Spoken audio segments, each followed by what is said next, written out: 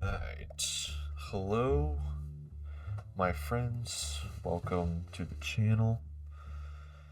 Another progress report. It's not really the end of the month, it's the beginning of May. It is May 7th for me, so I'm kind of cheating. Um, but I got a lot done since the last update. I think. So, been organizing the anthology that we've been putting together with a with a group of friends. A few of us got Ben Hill helping with graphic design. Kevin's been helping with the interviews, and me putting all the files together, about to send them to the printer. And then while that was going on, once in a while, I would work on this. I mean, not once in a while. Once in a while, I'd work on the anthology stuff, and then primarily working on finishing up this project. So I can't remember the last update what page I ended with, but I've done a few pages since then. So we're just gonna start and roll with it. Not super organized here, but you can see a few new pages compared to before. Just want to go over things that I like about these pages, maybe some things that I would change if I did them again. But I set this deadline on myself of trying to finish this May 5th, and I finished it May 6th. So, didn't do it right on time, but I finished it. Finishing it before May 10th is a big deal. So all I need to do is really compile the pages together, get them ready for sending them out to mix them, and getting it printed.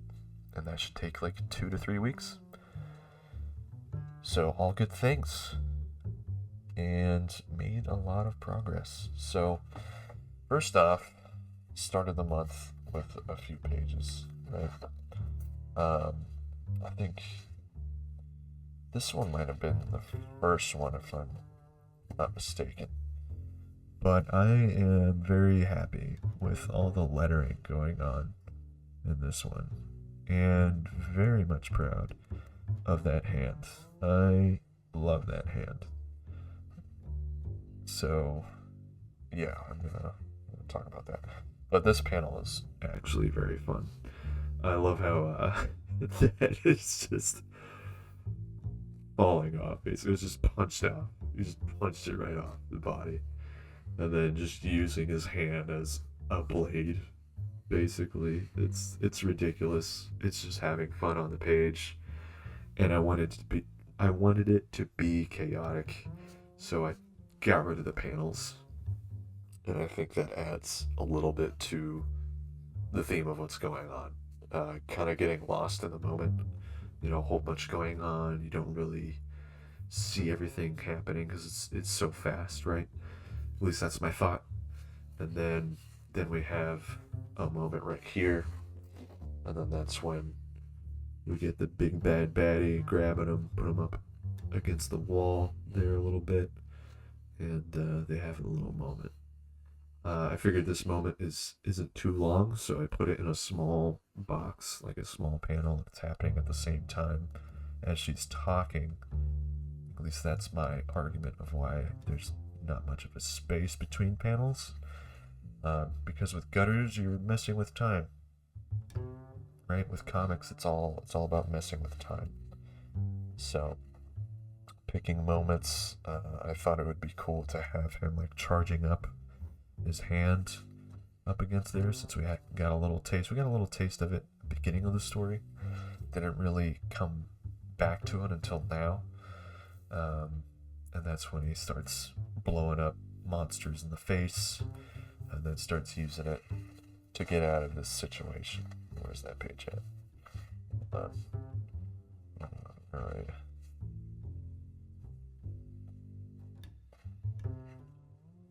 There we go. more pages. Sorry, I'm not super organized right now. It's right after work and playing Helldivers 2. I was busy celebrating a little bit. So then we got this moment. Starts kicking this monster in the face. And I thought this, I was very proud of this panel in particular. I do enjoy this one. I feel like this pose is a bit mirrored from the previous page, with him kicking a monster in the face. But I think, all is forgiven a little bit, because it's chaotic. So I don't know if a whole lot of people are really going to notice that, so whatever. But anyway, I do like the kaboom, how that kind of bleeds together, or bleeds in with the background. It's subtle. Then we get the monster getting pushed into that big light stream right there, energy stream, and then we get a really creepy smile, and he's like, oh shit, and then gets grabbed.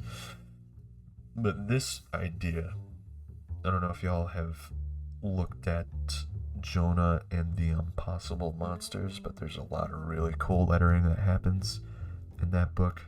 So I kind of took a little note from that artist. Is it Chris Samney, I think, who did that?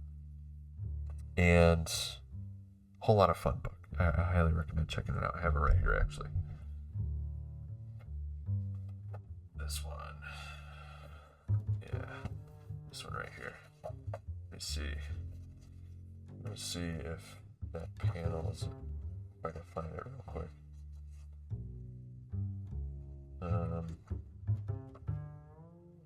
I talked about this on, there we go. Here's the panel. Doom.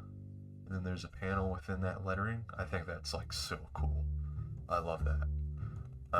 So I tried to do something similar with that, with the wash right after he kicks the monster into the portal thing, to that light energy beam. Thought that was pretty fun. So once that happens, a little out of order again, then more chaos happening on the page. Just a crazy fight, gets sucked into the portal, and then you just have a crazy fight. And I do like the lettering going on here, and I like the stretching of anatomy going on, the little exaggeration, like this hand is huge, and then it kind of gets pushed into the foreground a little bit, that leg coming in a little bit, this face with all the folds and stuff. This pose, pretty hard to figure out in the beginning because I had that hand in a different spot. I had his hand like over here, and I didn't think it really looked right with how it was, so I changed it and moved his hand up there. I might have shown that off in a live stream, in a previous live stream, I can't remember, but I think that came out pretty cool. And then we end that page, or this page ends, the other one begins, and this is when we hear our characters speak again. And I feel like this is where his thoughts are starting to come together. Once he goes through this portal, things are different, slightly. And I feel like that kind of idea of him getting his thoughts together after that chaotic moment, after being lost, not knowing where he is. He's lost again in a different spot, but it also feels familiar. He's been here before, which is kind of on purpose. It's kind of a loop. And then we begin his adventures again into, where's the page? Sorry. Out of order. There we go. Yeah, he's surrounded by stuff, surrounded by people. The smoke effects are kind of hard to figure out because you need to have it like go away from this. So it's kind of, you have to like push the sphere. Almost think of that smoke as a sphere. You can kind of stretch it a little bit, as it ripples out, gets bigger or smaller, almost like a snowball, but then it's kind of a reversal at the same time because the snowball gets thinner, the smoke gets thinner as it goes out. That's how I'm thinking about it, at least. I know if you're having trouble with doing smoke, look up the Etherington Brothers and how they do smoke. I did that a long time ago and tried to remember that from my mind and apply that kind of method to this. I don't know if I necessarily got it entirely, but you know, finished not perfect, right? So, but I do like this pose. It's very bulky, very much a thick boy, you know. It's got like tree trunk legs to me. And everyone's starting to bow to him. It's like, what is this? Is he a king? What's going on? Starts to walk out and starts to turn into his man form here, because we've seen him for so long. It's been a while since we've seen him in his human form since the beginning of the book. I don't know if you've been following along with other progress videos or whatever, but he is human in some pages in the beginning of the book. And then here's when we have our castle. And I do like how these panels sort of bleed into each other. If that wasn't there, it kind of looks like a crater, like this right here to me. Feels like this is like a crater, but it just bleeds into the sky with clouds wrapping around that castle. I love having that kind of fantasy view. So I had to put that in the book, and I do think I'm getting better at drawing capes and loose clothing a little bit. So happy about that. Happy about that one. I'm going to call that one. The adventure continues. More monsters, more landscapes. Do like how this is also a little chaotic. It's kind of just adventure after adventure. And this kind of also looking like it could be almost like a fallen in cave or something, or a hole in the ground that leads you to this area in this scene, you know what I mean? Cover that up because it kind of looks like a hole, right? And then it's another scene, it's another panel. He's running in, fighting this thing. What is that? I don't know. I just felt like drawing it. Proud of this pose. I'm a fan of this pose. I think there's a lot of energy going on with it, like the way he's holding that sword. This whole bit right here. But the funny thing is, though, is that castle just keeps changing, and it's whatever, you know. I'm just this book is art for art's sake. I'm not too worried about continuity with it. So it's just gonna stay the way it is, even though I caught the mistake later on. Whatever. It's a fun book. It was a fun book. This is art for art's sake. There was no script involved with this. It was just drawing, just me reacting to the previous page. And then we get to the next page where I wanted to have you kind of flow down. I wanted to have you flow down the page. So I have that cloud that kind of leads you down, the lettering that kind of leads you down, and then her foot leads you to the next one, and then that hand leads you to the next one. I felt like that kind of worked. It was a fun little page to put. Originally, this was over here and this was over here, which didn't make sense because they were going to be completely different scenes. But anyway, I changed it. Makes sense now after doing it. So the way it is now is how it will be in the book. And yeah, happy with that. And as you can see, I feel like my signature is changing throughout this book. I did used to do the 3 lines and then the MT, but now I'm starting to just get a little loose with that. I feel like I'm getting a little bit more confident with the actual signature, I guess. So yeah, there's a fight. This fight, really proud of how I got this thickness on the creature in the foreground here, closest to the camera. I like this pose, I like this cape, the movement, that sword, and then we lead straight into the last page of the book. And that, my friends, is right here. Last page right there. got that. Got the shing. It kind of rolls off the page, a little chaotic. Proud of this hand. This monstrous looking hand. Had a lot of fun with those nails and how crazy it looks. And the blood, gore, whatever, and the head just rolling off. A lot of fun. This whole comic. You know, it started out as just a sketchbook thing, and then it turned into an actual project I felt like finishing. So I definitely feel like I've grown since the beginning.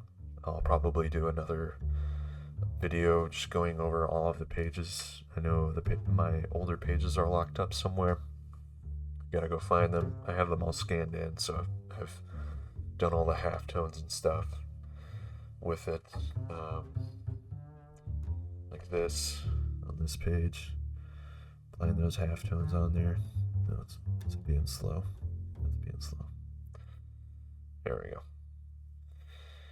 Yeah, putting the halftones on those pages, which are pretty much done. I think I have one more page left. Yeah, here we go. Just really having fun with it, getting a little detailed with the rendering,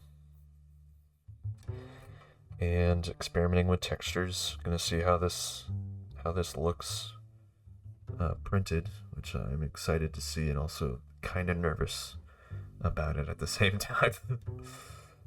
Just because there's mixing halftones, which is kind of a no-no.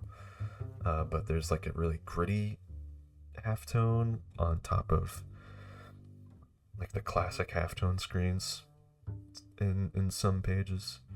And it doesn't look like it messes up on the screen, but hopefully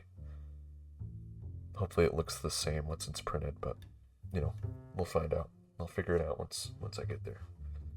But yeah, I did 60 pages of halftones, and you know,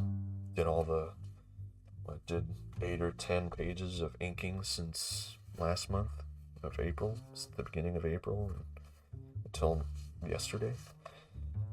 Finally finishing up the pages. I think I finished this one. It was out of order. But I finished this one yesterday, and you know, I did this one during the weekend. I just had more energy for it and was really excited to do it, so I did. And yeah, I mean, that's comics, dude. These are my books, you know. Thinking I might experiment with print on demand. I know Mixam has like their storefront now to where you can buy print on demand books. I don't know how that's gonna work, but figured why not mess with it? Why not experiment with that with this book? So if you're interested, I will, you know, update you on that, how that is about, how that goes, and go from there. So there it is. This is my book, Remise. It is finally done. I'm editing the cover. I'm thinking about doing some sketches for the inner cover design,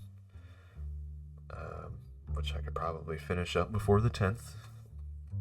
And then it's just putting the book together and bringing it to the printer, like I said before.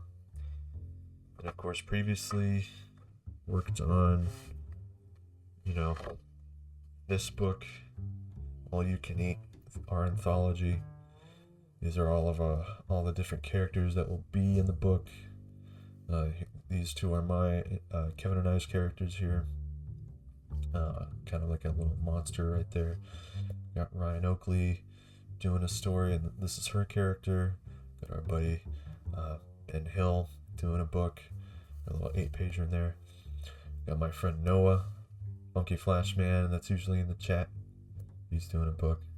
My buddy Brian Judge, and then I have my buddy Nate G, and this is supposed to represent Bailey Powell's story.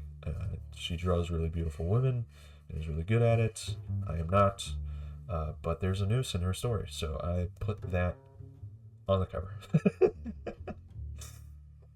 So, anyway, thank you for hanging out and, you know, keeping up with the progress and stuff. I'm gonna go. I'm gonna go shower. I'm gonna go get ready for bed. But tomorrow is another day. I hope you keep drawing. I hope you have a fantastic week, fantastic night, fantastic day, whenever you watch this. Keep drawing, my friend. Till next time, I will have another update ready for you. Next month.